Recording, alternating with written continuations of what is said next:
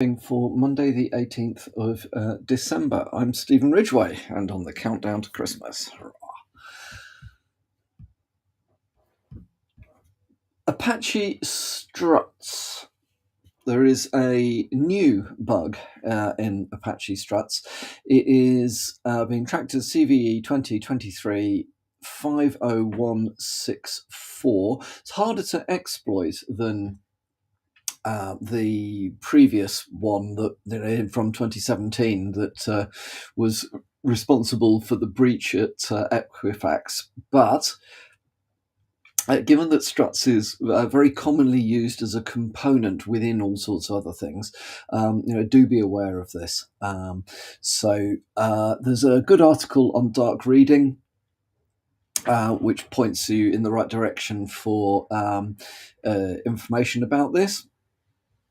It is, as they called it, a dangerous bug, but hard to exploit. So patches are available, as are two proof of concept exploits, I believe, as well. So definitely worth having a look at that. If you are knowingly using struts, make sure that you have patched it. If you have struts in other components that you've got inside your organizations, then look for those vendors providing patches and updates. Fortunately, most people have been through the pain of working out where struts is within their organization, so this shouldn't be quite as painful as it was the last time around.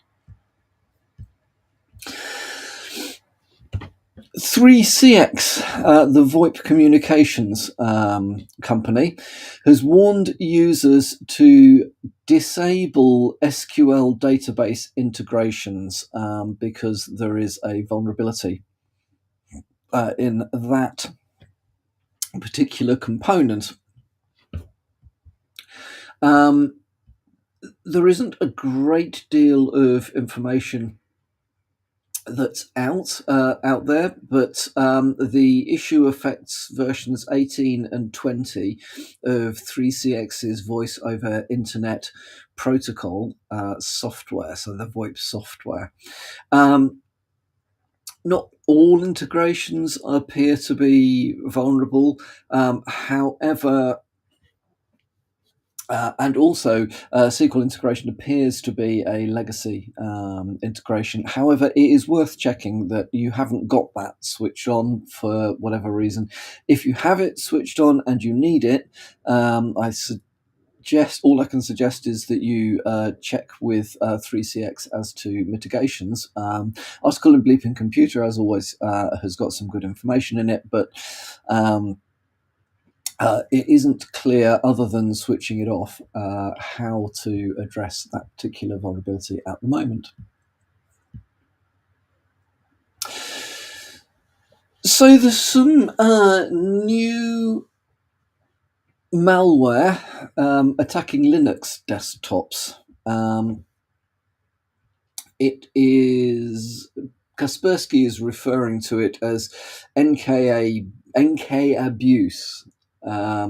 So it makes abuse of NKN, which is new kind of network, a decentralized protocol prioritizing privacy with more than 60,000 nodes, features diverse routing algorithms and optimized data in transmission, i.e., when you look at it, it looks a bit like Tor.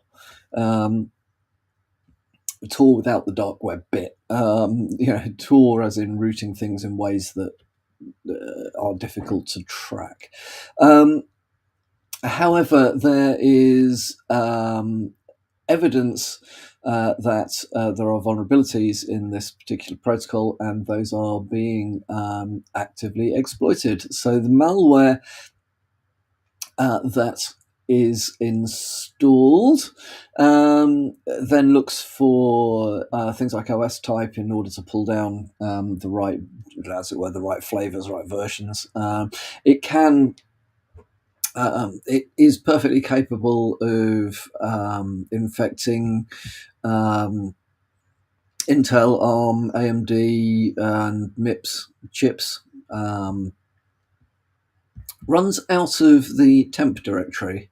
There is an article on GB Hackers this time around, which goes into a little bit of detail about how this actually works, including some IOCs, host-based IOCs. You can look for MD5 hash. And it also gives you an indication as to what the files are that get eventually dropped into /root/.config, and then a store service directory where the actual malware runs from. So it starts out by downloading, executing into the /temp directory. And then moves over. Now, /temp is one of those directories where, unless you have a good reason not to, and there are some good reasons not to, it is worth considering tying down what will actually execute inside the temp directory, which may or may not give you protection against this, but is a good piece of it's good working practice anyway. Newish malware attacking Linux devices. Reason being, of course, that Linux is very common in the server environments, which gives attackers, it's the platform of choice for attacking, isn't it? And then finally from me today, Chrome has started the countdown to the end of tracking cookies. So Google has announced it will start rolling out Chrome's tracking protection feature in January 2024. Tracking protection is part of Google's Privacy Sandbox initiative and is aiming to phase out third-party cookies. Tracking protection feature aims to disable third-party cookies completely by the second half of 2024. Third-party cookies are not generally the ones that you would say they're the ones that come up as non-essential cookies when you're being asked what cookies would you allow.